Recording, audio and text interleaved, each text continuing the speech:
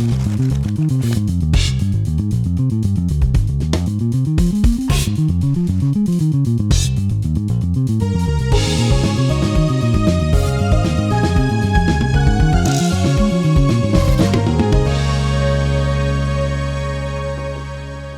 this final episode of the series, we will be summarizing how you can get involved in publishing and identifying good places to start on publishing your project.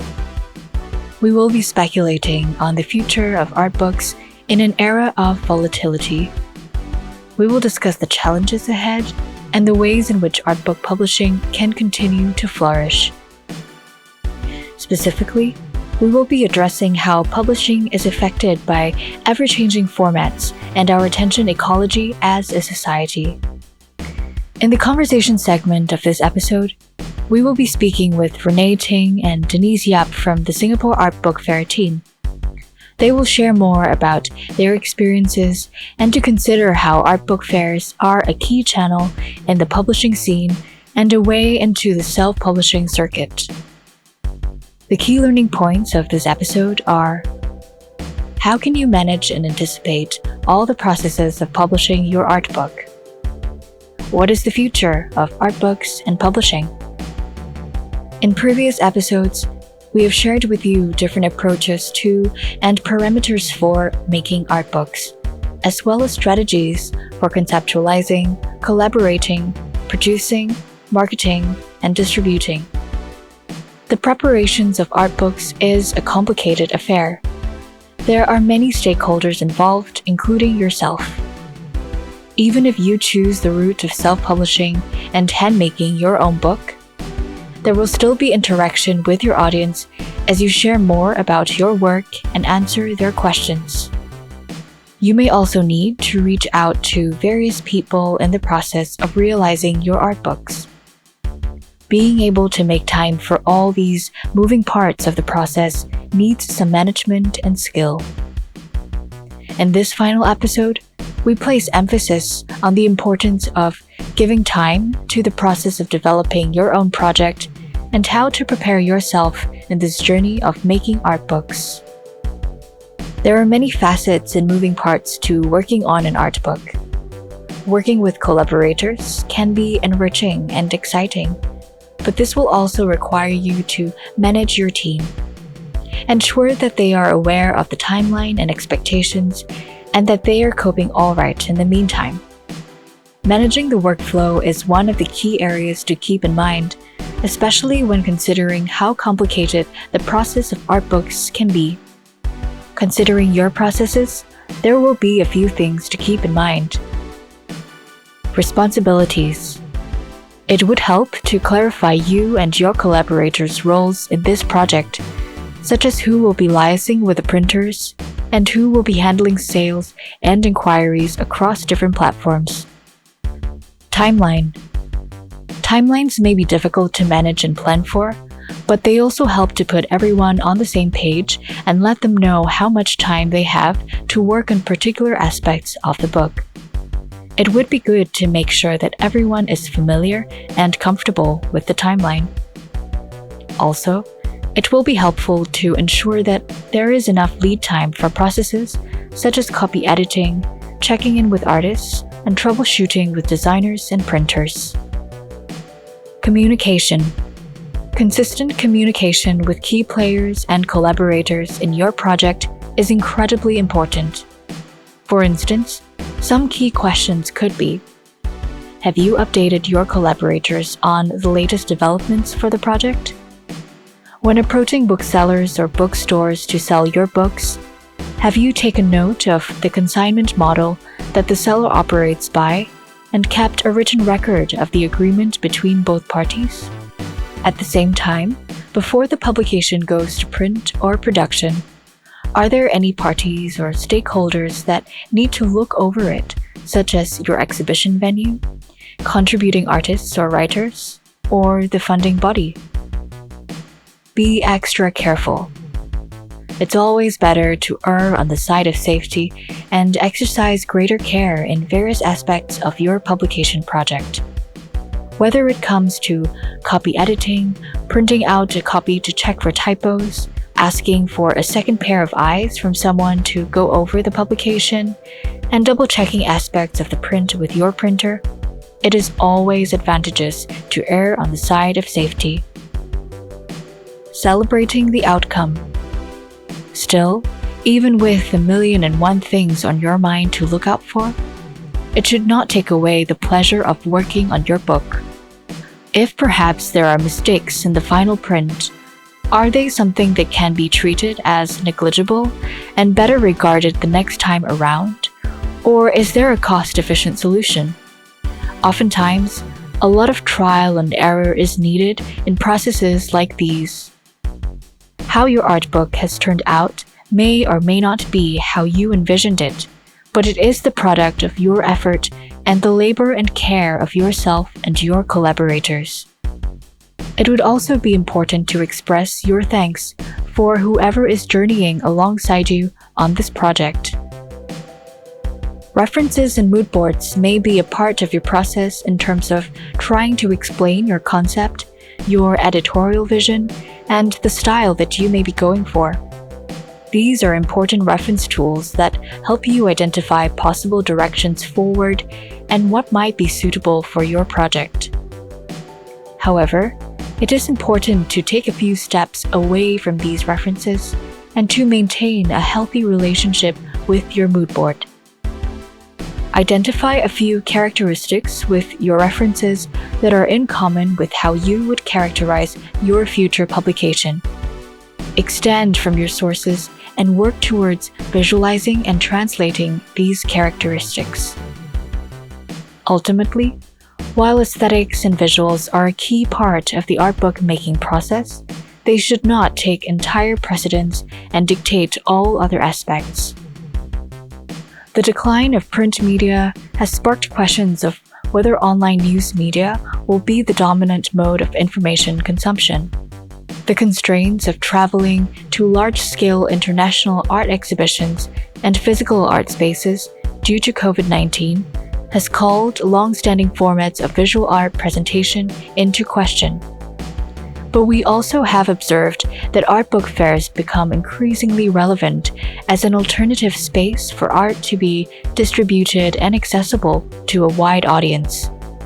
It is an international and large-scale format of an art showcase that bridges various arts communities together.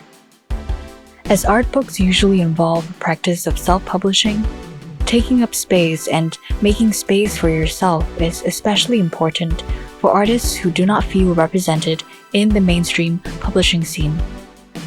Self-publishing also helps to fill possible gaps in representation and to surface a range of lived experiences and perspectives that may be overlooked or underrepresented.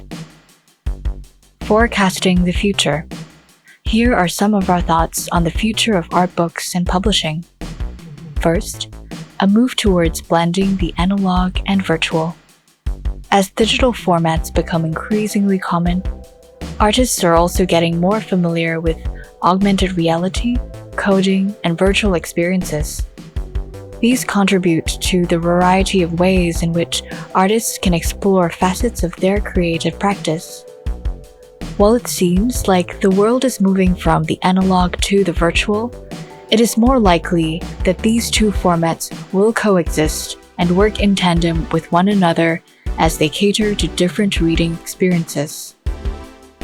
This will also mean that there will be new and increased capabilities for digital art publications and how they may be read or accessed on our devices.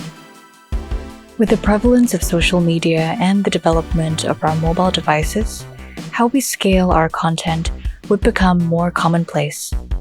With this, how we share, write, reflect, or engage with art is also changing, with an increasing call for social interaction and receptivity towards process-based sharing and practices over bite-sized content and fragments. This can help create a more lived experience of art publishing. Who knows if social media may end up being a viable format for art publishing too in the near future. In a time where we are saturated with so much content, we may expect art books to be crowded out. But the very novelty, slowness, and intimacy of the process of encountering an art book is a uniquely tactile experience that cannot be replaced. With the move towards the digital, there will also be value in maintaining physical objects that have greater permanence and longevity. These art books are what you can keep, collect, return to, and handle over the years to come. As technological innovations keep growing, printers will have the capacity to take on different and more experimental print scopes. Digital printing methods, which are often the more cost-efficient option, may be upgraded with improved functions and print quality. Recalibrating what we know as an art book. How do we define a book? Do we define it simply as a document, bounded or organized through pages? What are ways we can expand this definition moving forward? When does a book stop being a book? Art books are a form of communication and expression of an artist's intention. It presents aspects of an artist's practice through the considered and specific form of a book. In the case of art making, there are many mediums that have endured through the years and through many innovations. Similarly, books are also an artistic medium. Their boundaries and traditions can be pushed and stretched to accommodate new ideas and possibilities. In the end, what persists about the book format is the window of possibilities that it provides to any creative who is looking for a form to represent, capture, or think through their ideas. With these possibilities, there are no hard and fast rules about what makes the best publication. There is also no fixed way of working towards it. Instead, there is a continuous process of trying, exploring, and enjoying this fruitful process of bookmaking. We will now be moving on to the conversation segment of this episode with Renee Ting and Denise Yap from the Singapore Art Book Fair team. They will be sharing more about their experiences and considering how art book fairs are a key channel in the publishing scene and a way into the self-publishing circuit. Hi, welcome to the conversation component to Art Books, A Beginner's Guide, and this is actually the final episode. So the topic of this final episode is on preparing for your art book and the future.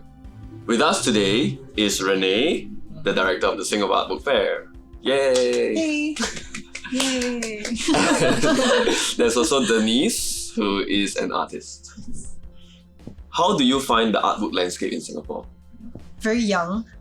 I think we're still finding our way. We're still experimenting, finding out what works in terms of content, format, finding our voice also, I feel. I think a lot of people also, when they take a look at an artwork or an art book, they have this pressure to need to understand it rather than feel it in a sense. Yeah. And I think the book format majority of not just people in Singapore but around the world, it is still understood as, a literary book. You open a book, it has to have words, there has to be a sequence, there has to be certain things that make it a book, right? But to kind of break the boundaries of all of that and break it all down and then play around with certain things, like does a book need to be bound? Does it have to have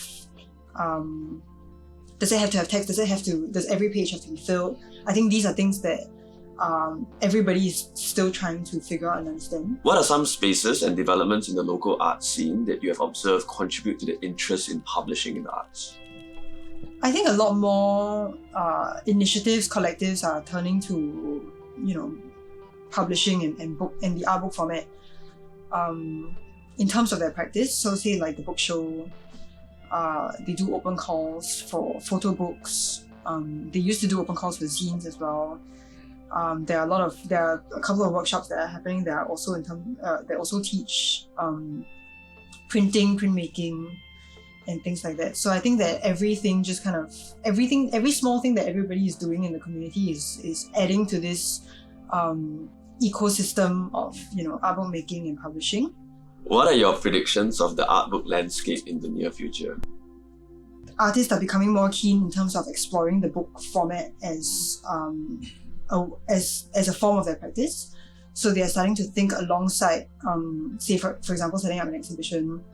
They think about the book, whether or not it is an exhibition catalogue, whether or not it is a monograph, but they think about it alongside their practice. What are your thoughts on the growing digital format of art books? It's difficult to translate a physical quality with a digital experience.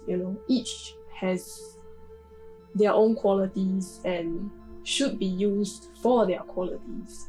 And the art book is a very physical experience, and a click. In the turn of a page. It's very different. And I think we don't even have a lot of. We don't have an art bookstore in Singapore. Yes. We have a graphic bookstore, but there isn't a store that specializes in art books and artist books. It works for literary books, right? Even fiction, non-fiction can be converted into an ebook. But I think for an art book, like Denise mentioned, the tactility is so important. The physicality of it is so important. To not be able to hold an art book in your hand, the experience is completely lost. It's completely different. So I feel like there are a lot of things to consider in terms of digitalizing something as physical and as tactile as an art book. So, why should artists consider participating in an art book fair? I think first and foremost, there aren't even really a lot of platforms to sell art books, so we're a good space for that. But also, at an art book fair, you meet a lot of publishers, artists, art book makers, zine makers. There's that interaction. It's a community, right? So you exchange ideas, you start collaborations. You also interact with not just people from your country, but because it's a mix of local and international. You talk to people from around the world.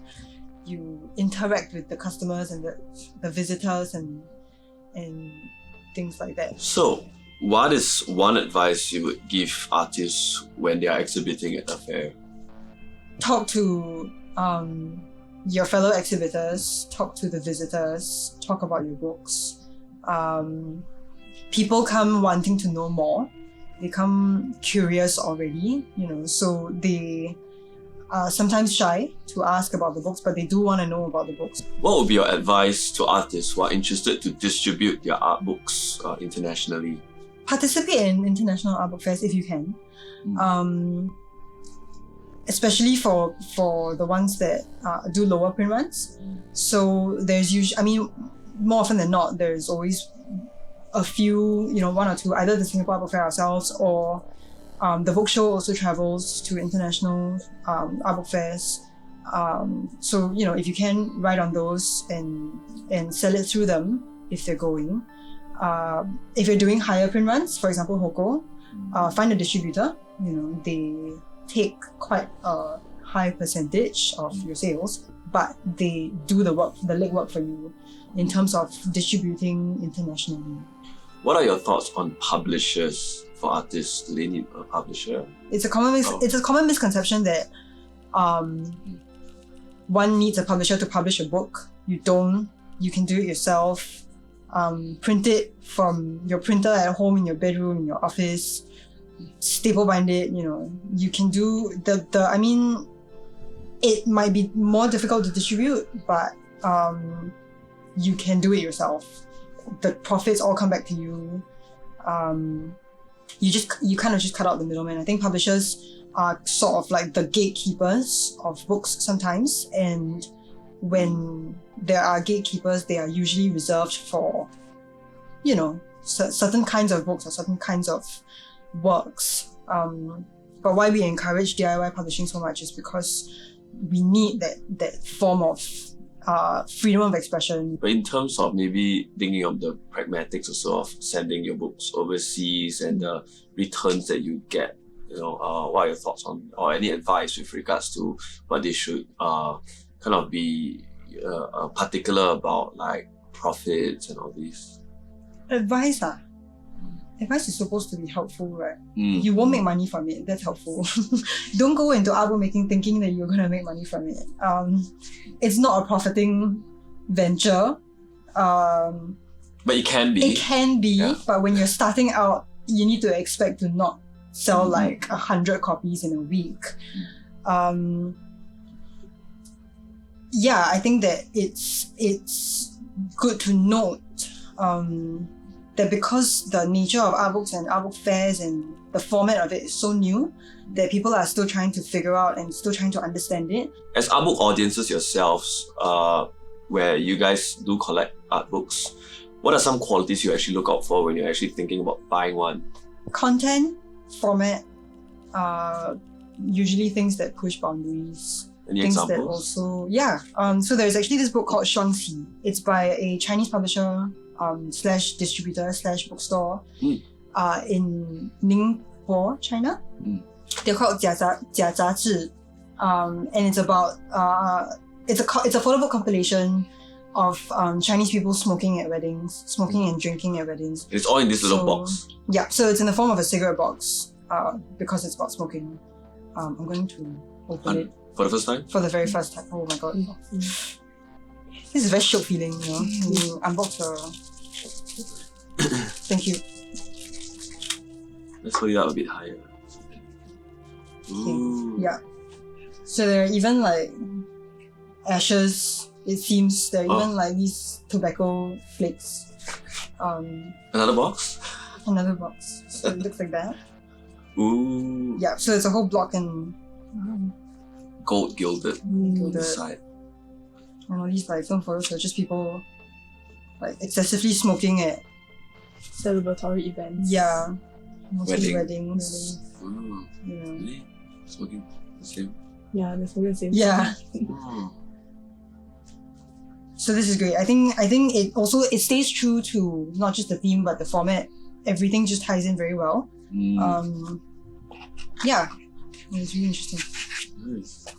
What about Denise? Is there any art books that you any qualities of art books that you're looking for? Yes. So I really love art books that are like handheld size, that can fit in my hand and and look very humble, but yet have a lot of content within them. What are some publishers and artists that you would recommend viewers to know that are doing great work right now? So Aki Hassan, they have created zines. I think zines is part of their practice, and so this is an earlier zine titled Dysphoria Diarrhea, and so it talks about gender dysphoria and stuff like that. So you can see, and maybe I just flip Is it like through Rizzo printed? Yes, it's Rizzo printed.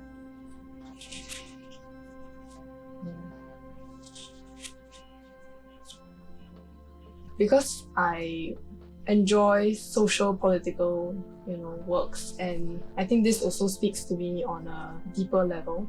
So I think I would recommend this because sometimes the world around you don't really relate to the world, but sometimes a book or something stands out and it can help you also understand yourself better, and that there are people similar to you facing the same thing. I'm a huge fan of Wares.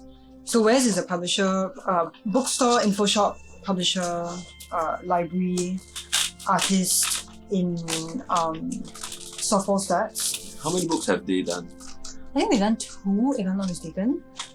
This was the second most recent one. It's actually about a film by Tan Pin Pin that was banned in Singapore. So what the artist did was they wrote into people who had watched the film, and the only way to watch the film is either to cross the border into Malaysia. I think it's a work that holds true to its format in that it is very difficult to kind of experience it in any other way except, in a book as letters So as the director of the art book fair and someone who goes to quite a number of the previous art book fairs for Denise, what are some publishers and artists that you have seen in the past few fairs that you would like people to know more of? I think Robert is a good example. He has been exhibiting at the Singapore Art Book Fair ever since year one. So he is an artist that thinks about the format of the book alongside his practice. So every time there's either an exhibition or even when there isn't, if he's just thinking about a work, he always thinks about the form of the book and how it can exist alongside. So I think there are a lot of things that the book does that an exhibition doesn't do, right? So there's the sequencing, there are placements, there's paper, tactility and everything. The way an audience experiences your work through a book and through an exhibition is very, very different. So this one is a book called Miners, where it's basically about the native miners that were driven away by the Java miners, if I'm not mistaken. I think I missed the lightning page. Yeah, and then there's also his other work. The Bizarre Honor, where the exhibition itself is timed and it's an installation. So I guess something about the art book also, because in an exhibition, you could view it up to in a group with many people. But I guess for a book, you get all the time with it, and it's a more intimate experience with the reader, and so you can sort of curate what you want them to see first and what you want them to see last. Following up that question, are there any art books that you would love to see more of? So last year we had an exhibitor called Browsing Copy. They published a series of artist books that essentially, they work very closely with, 8 artists? And they talk, the entire discussion was basically about how they can think of the book as a space to present their work. So it's not a new work, it's a continuation of their existing work.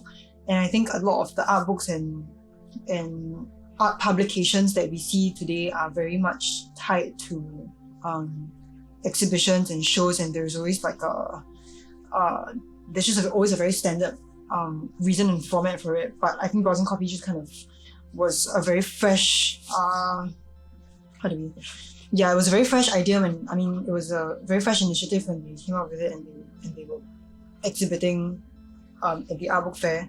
So this one is, it's a brick, but it's basically a lot of space within the book. So I think the artist wanted to also think about whether or not, does every page in the book need to be filled? And he wanted that sort of very, very slow encounter with the images, and the images became very, very small. But these are just like everyday images that are also very true to the artist's practice. How do you find the art book landscape in Singapore?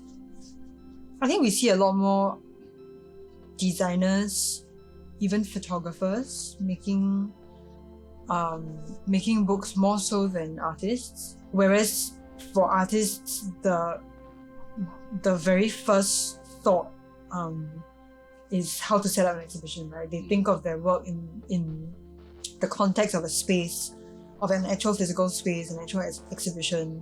So I think that it's not as intuitive to them as it is to designers. And I think to photographers, they also think a lot of they think of their works in the form of a photo book. I really think that it's been quite engaging. It does engage in a lot of interesting things that people need to know. To end off, what are some tips or advice that you would like to give first-time art book makers about the relevance of art books in the near future? But be sensitive to not just yourself and the things that are happening to you and within you, but also your surrounding. The current global climate, in terms of political situations, in terms of climate change, in terms of everything that we are facing, the problems that we are facing as a people, right? I think it is good to kind of reflect that in terms of your practice and in terms of your art book making process. I think also as first-time bookmakers, do not be afraid to show your first zine. Yeah, it doesn't have to be polished or and I think creating your own zine or art book can allow other people to, because you want to have a conversation with people, you want to understand their process and let them understand yours as well. That's how bonding occurs. Yeah, I think the importance of DIY zines is something that we cannot stress enough. I feel like there is always a misconception that to publish an art book or to publish a book, one needs to do it high production, high value, expensive. Zines need to be like $30 and well designed and well made. No, it can be printed in a photocopy shop in like Sunshine Plaza. It can be staple bound. You can hand sew it. Do what you know. Start from there, and then everything else can be polished later on. But I think in terms of don't be afraid to publish and don't be afraid to put things on print. So in terms of expression and in terms of freedom of expression, I think that is a good tool. Like a book is always a good tool for that. I think also as an artist, thinking about your practice and working with the art book format helps you to ground your practice. And because working with the book, you have sequence, chronology, panels and stuff, and that will help you to organize your practice. And I think your future self will thank you for that. All right, so thank you for watching. Thank you. Thank you. See you there. Thank you for watching this episode of Art Books, A Beginner's Guide. If you've enjoyed this series, we would also appreciate it if you can fill in a feedback form that can be accessed through the QR code or link. We have also compiled a list of titles or texts that have been referenced or consulted on in the episode for your reading pleasure.